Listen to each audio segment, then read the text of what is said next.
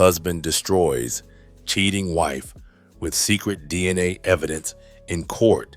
I was sitting in divorce court watching my wife's lawyer argue that she deserved primary custody of our son and half of everything we owned.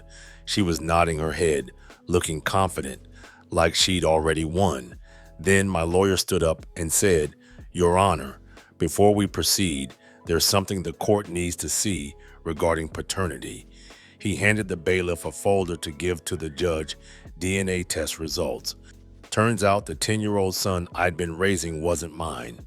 The look on my wife's face when the judge read those results out loud, I'll never forget it. Her whole case fell apart in about 30 seconds. I'm 44. My wife's 42. We'd been married for 15 years. Got one son who I thought was mine. He was 10 when I first got suspicious. I'm a regional manager for a few fast food places. My wife worked as an office manager for an accounting firm.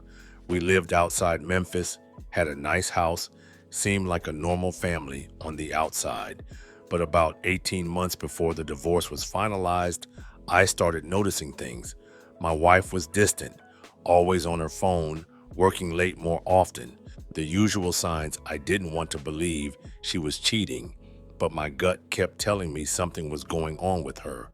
She'd come home from work later and later, always had an excuse. Big project, meeting with clients. Her boss needed her to stay, but when I'd ask specifics about what she was working on, she'd get vague. Couldn't really explain what was taking so much time. Then I noticed she was dressing differently. Nicer clothes, more makeup, doing her hair more carefully. When I'd compliment her, she'd say she just wanted to look professional for work. Fair enough, but it seemed like a lot of effort for an office manager position. The phone thing was the biggest red flag. She'd always have it with her, face down on the table, taking it to the bathroom, sleeping with it next to her pillow, taking it with her to the mailbox. We'd been married 15 years and never had passwords on our phones. Suddenly, she's got one and won't tell me what it is. I didn't press her for it either. Her behavior kept getting worse. She'd get texts at weird hours and her whole demeanor would change. She'd smile at her phone, then catch herself and put it away. She'd step outside to take calls, saying it was work stuff. One night, I asked her straight up if something was going on, if there was someone else. She got defensive immediately, said I was being ridiculous, that she was just stressed with work, that I needed to stop being so insecure. It made me feel like I was the problem for even asking. So I started checking our phone records online, found a few numbers that showed up constantly, dozens of calls and texts to numbers I wasn't aware of. I tried calling one of them from a different phone. Guy answered. I hung up. So my wife was talking to at least one guy regularly, maybe more. I didn't know who they were or how she knew them, but the frequency of contact suggested it wasn't just a casual friendship. I thought about confronting her again, but I knew how that would go. She'd deny it, say they were co-workers or old friends, make me feel crazy for being suspicious. I needed proof before I said anything. That's when I decided to hire a private investigator. He said he'd follow her for a couple weeks, see what he could find out. The private investigator started tailing my wife, followed her to work, followed her when she left, documented everywhere she went. After about a week, he called me, said I needed to come to his office, that he had something to show me. I went to his office, and he pulled up photos on his computer. My wife meeting a guy at a restaurant. My wife getting into a car with a different guy. My wife going into a house and not coming out for 3 hours. Multiple guys, not just one affair. She was seeing at least 2 different men, maybe more. The private investigator had documented everything: dates, times, locations, photos, receipts. He'd even managed to identify who the guys were by running their license plates and cross-referencing social media profiles with the physical descriptions. One guy worked for a car dealership. The other was someone she met while she was out. But don't know exactly where. Both married, both with families of their own. I felt sick looking at the photos, but I also found out she was using our money for all of these affairs, $13,000. That was marital money, money we'd both earned, money that should have been going toward our mortgage, our son's college fund, our future. Instead, she was spending it on hotel rooms and other things with other men. The private investigator asked if I wanted him to keep following her. I told him yes, keep documenting everything, especially anything he could find financial related. I needed as much evidence as possible for the divorce. He said he'd continue surveillance for another week or two, make sure we had a solid case. Then he said something that stopped me dead in my tracks. He said, I hate to bring this up, but given that she's been with multiple partners, you might want to consider getting a paternity test for your son, just to be sure. I told him that was crazy. My son looked like me, had my mannerisms, my sense of humor. He was mine. The private investigator said he understood, but that it was worth checking just to eliminate any doubt. He said it would be better to know now than to find out later, especially if we were heading toward divorce. I didn't want to believe it was possible, but the more I thought about it, the more it made sense to at least check. If my wife had been cheating with multiple men for who knows how long, there was a chance my son wasn't mine, a chance I'd been raising another man's kid for 10 years without knowing it. I ordered a paternity test kit, one of those ones where you swab the inside of your cheek and mail it to a lab. When it arrived, I waited until my wife was at work and my son was home from school. I told him we were doing a fun science project, that we were going to learn about DNA. He thought it was cool. I swabbed his cheek, swabbed mine, packaged everything up according to the instructions, and mailed it off. The kit said results would take about 2 weeks. Man, those 2 weeks killed me. I kept thinking about my son, all the memories we'd made together, teaching him to ride a bike, helping him with homework, and coaching his little league team. What if he wasn't mine? What if I'd been lied to for 10 years about the most important relationship in my life? The results came back via email. I was at work when I got the notification. I sat in my car in the parking lot and opened it on my phone. I read through the technical jargon until I got to the conclusion. Probability of paternity, 0%. I was not my son's biological father. I sat there in my car for probably an hour. I was stunned, just staring at the results. 10 years. 10 years I'd been raising a kid who wasn't mine. 10 years my wife had been lying to me about the most fundamental thing in our family. I pulled out the birth certificate I'd requested from Vital Records a few days earlier. Sure enough, my name was listed as father. I signed it at the hospital 10 years ago, never questioning it. That signature was based on complete fraud. I called the PI. I told him about the DNA results. He said he was sorry, that he knew this was hard, but that it was important information for the divorce, said my lawyer would be able to use this. That's when it hit me. My wife was going to try to get primary custody of our son and make me pay child support. For a kid who wasn't even mine, she'd been cheating on me with multiple men, had gotten pregnant by one of them, spent $13,000 of our money on her affairs. Let me believe the kid was mine for 10 years, and now she was going to try to take me to the cleaners in divorce court. Not if I had anything to say about it. I met with the divorce lawyer the next morning, brought all the evidence, the PI's reports, the photos, the phone records, the bank statement showing $13,000 in affair-related spending, the birth certificate, and the DNA test results. The lawyer looked through everything and said I had one of the strongest cases he'd seen in a while. He explained that the DNA evidence was huge, but that Tennessee law on this was complicated. He said that in Tennessee, if you're on the birth certificate and acted as a father for years, courts sometimes apply something called equitable estoppel, meaning they can still require you to pay child support even if you're not the biological father. But, he said, our case was different. We had clear evidence of fraud. My wife had concealed the affairs, spent massive amounts of marital money on them, and had never disclosed that I might not be the father. The lawyer said we'd need to file two separate legal actions. First, a petition to disestablish paternity based on fraud. Second, the divorce itself based on adultery as a fault ground. He explained that Tennessee law allows fault-based divorce, and adultery is one of the grounds. More importantly, he said that while Tennessee law requires judges to divide marital property without regard to marital fault, there's an exception if a spouse dissipates marital assets, meaning wastes money on affairs. The court can award the innocent spouse a larger share of what's left to compensate for the money that was wasted, and we had $13,000 in documented dissipation. The lawyer also explained that we needed to act fast on the paternity issue.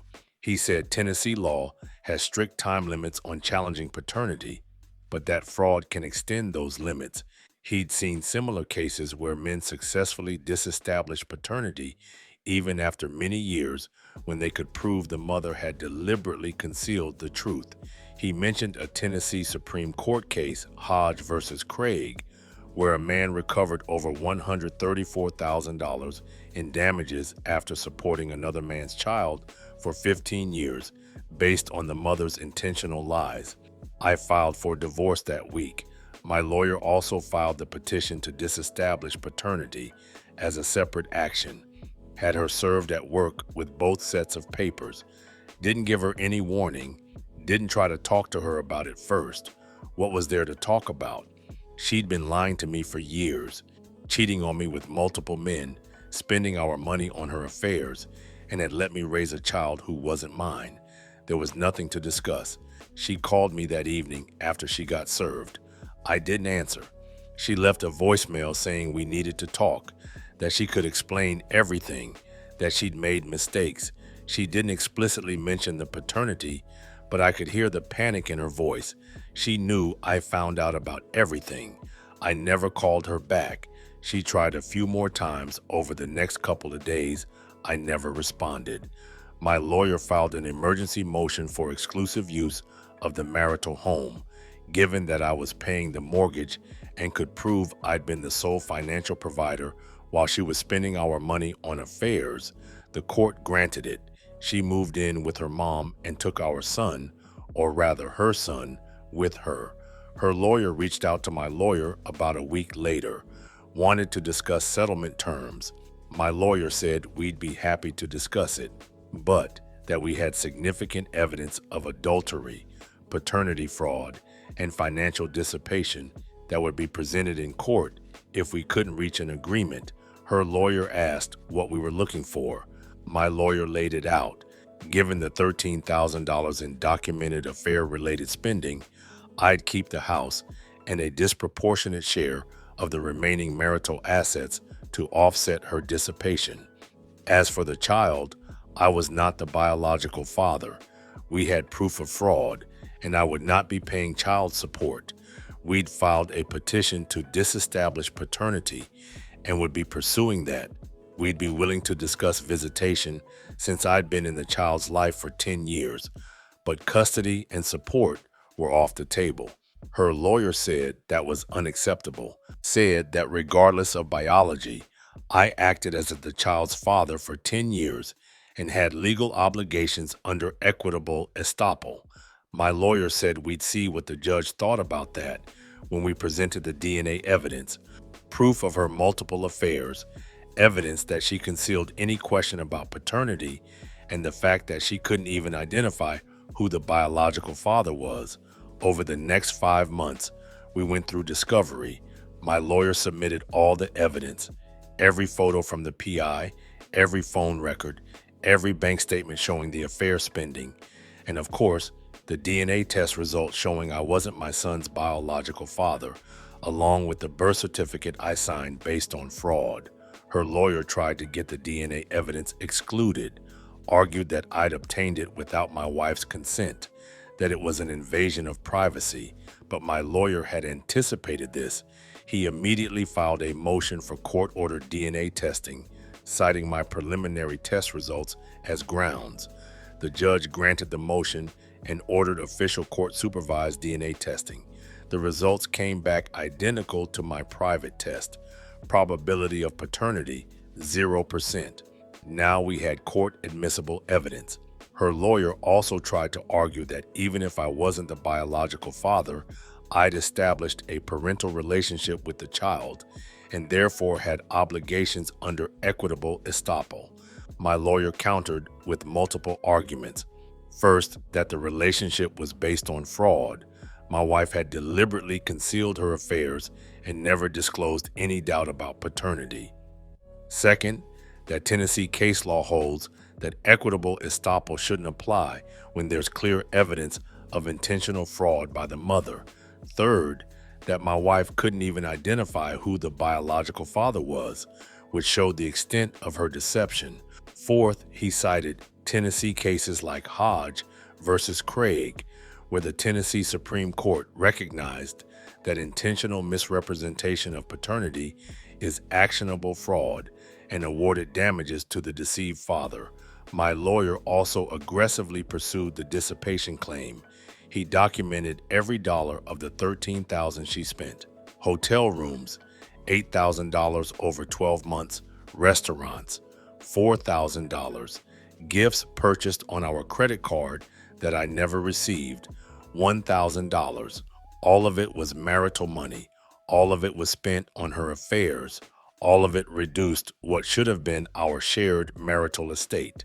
My lawyer argued that Tennessee law allows the court to compensate me for this dissipation by awarding me a larger share of the remaining assets. The court date was set. My lawyer said we had a very strong case, but that family court could be unpredictable. Said judges sometimes ruled based on the best interest of the child, even when the facts clearly supported the other side, but he was confident we'd prevail given the strength of our evidence. I took a few personal days from work during the worst of it, told my boss I was dealing with a family emergency. Fortunately, my job performance didn't suffer. If anything, I threw myself into work to avoid thinking about the situation. The night before court, I barely slept. I kept thinking about my son. By this point, he just turned 11. He had no idea what was coming, had no idea that I wasn't his biological father, that his mom had been cheating, that his whole family was about to fall apart. I'd been avoiding him since I filed for divorce. I'd seen him a few times for brief supervised visits that my lawyer arranged, but I couldn't look at him the same way anymore. Every time I saw him, all I could think about was the lie, the 10 years of deception. Part of me still loved him. He was the kid I raised, the kid I spent 10 years with. But another part of me was angry at my wife for putting me in this position, angry that I'd bonded with a child who wasn't mine, angry that I'd been lied to about something so fundamental. I showed up to court with my lawyer. My wife was there with her lawyer. She looked nervous. She should be nervous. The hearing started with her lawyer presenting their case. They wanted primary custody of the child, with me paying child support. They wanted a roughly equal split of marital assets. Her lawyer painted me as an absent father who worked too much, said my wife had been the primary caregiver, said it was in the child's best interest to remain primarily with his mother. Then it was our turn. My lawyer stood up and said, "Your Honor, before we proceed with custody and support discussions, there's something the court needs to see regarding paternity." He submitted the court-ordered DNA test results. The judge read through them. Then he looked at my wife, asked if she was aware that I was not the biological father of the child. She didn't answer at first. Her lawyer whispered something to her. Finally, she said yes. She suspected it might be possible. The judge asked why she never disclosed this. She said she wasn't sure, that she'd hoped I was the father, that she didn't want to disrupt our family. The judge didn't look impressed. Then my lawyer presented the rest of the evidence. the PI's report showing my wife's multiple affairs, photos of her with different men, phone records showing constant communication with men who were not me, and then the financial evidence. My lawyer pulled out a detailed spreadsheet, $13,000 in documented affair-related spending over 12 months, hotel charges, dates, amounts, locations, restaurant bills, all at places we'd never been together, purchases on our joint credit card, gifts, jewelry that I never received. He showed the judge receipts, bank statements, everything meticulously documented. My lawyer argued that this was textbook dissipation of marital assets under Tennessee law, that my wife had wasted $13,000 of marital money on her affairs, that this money should have been part of our marital estate, that I was entitled to be compensated for this loss. The judge reviewed everything carefully, asked my wife's lawyer if they had any response. Her lawyer tried to argue that my wife's personal life was irrelevant to asset division. My lawyer immediately countered, said that Tennessee law explicitly allows courts to consider dissipation of assets when dividing property, that this wasn't about punishing my wife for her affairs, it was about compensating me for the $13,000 of marital money she'd wasted. The judge asked my wife directly, did she dispute the spending? She couldn't. The evidence was right there. The judge asked if she knew who the biological father was. She said she wasn't sure, said it could be one of two men, maybe three. The judge asked if she'd ever attempted to determine paternity. She said no. The judge looked disgusted. The judge took a short recess to review all the evidence. When he came back, he issued his preliminary rulings. First, on the paternity issue, the judge said that this was a clear case of fraud. He said that my wife had concealed her affairs, allowed me to sign a birth certificate based on false information, and had never disclosed any doubt about paternity for 10 years. He said that while Tennessee law normally favors protecting established parent-child relationships, the law also recognizes that fraud cannot be rewarded. He granted the petition to disestablish paternity. He said that I was not the biological father, that the mother-child relationship had been established through fraud, and that I would not be required to pay child support. The judge specifically cited Tennessee case law, holding that equitable estoppel does not apply when there is clear evidence of intentional fraud by the mother, especially when the mother cannot even identify the biological father. He said that requiring me to financially support a child born of my wife's affair when she couldn't even name the father and had deliberately deceived me for a decade would not serve the interests of justice. On custody, the judge said that since paternity was disestablished, I had no legal parental relationship with the child. My wife would have full custody. The judge asked me directly if I wanted to petition for visitation rights as a psychological parent. I said I needed time to think about it. The judge said that was understandable and that I could file a petition later if I chose to. Then the judge addressed property division. He said that Tennessee law requires equitable distribution of marital property without regard to marital fault. However, he said Tennessee law also requires courts to consider dissipation of marital assets. He said that my wife had wasted $13,000 of marital money on her affairs, that this spending was for a purpose contrary to the marriage, the exact language in Tennessee's dissipation statute, that this money had reduced the marital estate available for distribution. The judge said that to achieve an equitable distribution, he had to compensate me for this loss. He awarded me the marital home. He calculated that after accounting for the $13,000 in dissipation, I would receive approximately 65% of the remaining marital assets, with my wife receiving 35%. The judge said this wasn't punishment for her affairs. It was compensation for the marital money she'd wasted. My wife's lawyer tried to argue that this was too one-sided. The judge said that if my wife had not spent $13,000 of marital money on her affairs, the division would have been closer to 50-50. But since she had dissipated that money Equity required adjusting the division to make me whole. He said my wife was fortunate that Tennessee law limits dissipation claims to only the wasted funds. In some states, she could have forfeited even more. The judge said the divorce would be finalized in 90 days, per Tennessee law, since there was a minor child involved, but that his rulings on paternity, custody, support, and asset division would stand barring any successful appeals. 90 days later, the divorce was officially finalized. No appeals were filed. She knew she had no grounds. Just like that, 15 years of marriage was over. I walked away from that situation with my house, roughly 65% of our liquid assets, my retirement accounts, and no obligation to pay child support for a kid who wasn't mine. My ex-wife walked away with 35% of the marital assets, full custody of a child she'd have to support on her own, and a legal record documenting her decade of deception. My ex-wife tried to reach out a few times after the divorce was finalized, sent emails saying she was sorry, that she never meant for things to turn out this way, that she hoped we could co-parent. I never responded. There was nothing to say.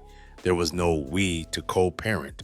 The court had legally determined I wasn't the father. I haven't seen my ex-wife or the kid since the divorce was finalized. That was about 2 years ago. Part of me feels guilty about that. The kid didn't do anything wrong. He's the innocent victim in all this. But I can't separate him from the lie. Every time I think about him, I think about the 10 years of deception. Maybe someday I'll reach out. Maybe when he's older and can understand what happened.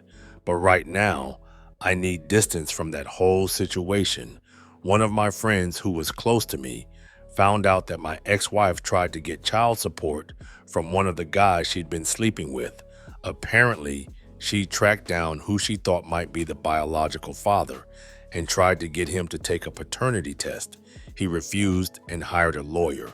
Last I heard, she was raising the kid on her own, struggling financially with just her office manager salary and the 35% of assets she got from the divorce. The $13,000 she'd spent on her affairs would sure come in handy now. The whole experience taught me that you can never really know someone. I was married to this woman for 15 years, thought I knew her, thought we had a solid marriage and family. Turns out she'd been lying to me about the most fundamental things for our entire relationship. If you're in a situation where you suspect your spouse is cheating, don't ignore it. Trust your gut, gather evidence, and protect yourself. And if you have kids, consider getting a paternity test. I know that sounds harsh, but it's better to know the truth than to spend years raising a child under false pretenses. Document everything. If your spouse is cheating, they're probably spending marital money on it. Get a private investigator if you can afford it. Track the spending. Save every receipt and credit card statement. In Tennessee, that financial evidence can make a huge difference in how assets get divided. My ex-wife thought she'd get primary custody and child support, thought she'd get half of everything we'd built together. She was wrong. The DNA evidence destroyed her custody case. The financial evidence of her $13,000 in affair spending cost her in the property division. She walked away from that divorce with 35% of the assets, full custody of a child she has to support on her own, a court record documenting her paternity fraud, and the knowledge that her lies cost her dearly. As for me, I'm rebuilding. Got my house, got my finances in order, got my life back. It's been a rough couple years, but I'm doing all right. I learned that Tennessee law does protect innocent spouses. If you have the evidence, the adultery gave me grounds for a fault-based divorce. The paternity fraud let me escape child support for a child that wasn't mine. The documented spending on affairs gave me compensation through the asset division. None of it was easy, but it was worth it to get justice. TLDR, wife was cheating with multiple men. Spent $13,000 of our money on affairs. I found out through a private investigator, did a DNA test that proved my son wasn't mine, documented every dollar she wasted, and used all that evidence to win in court. She got 35% of assets, no child support from me, and has to raise the kid on her own.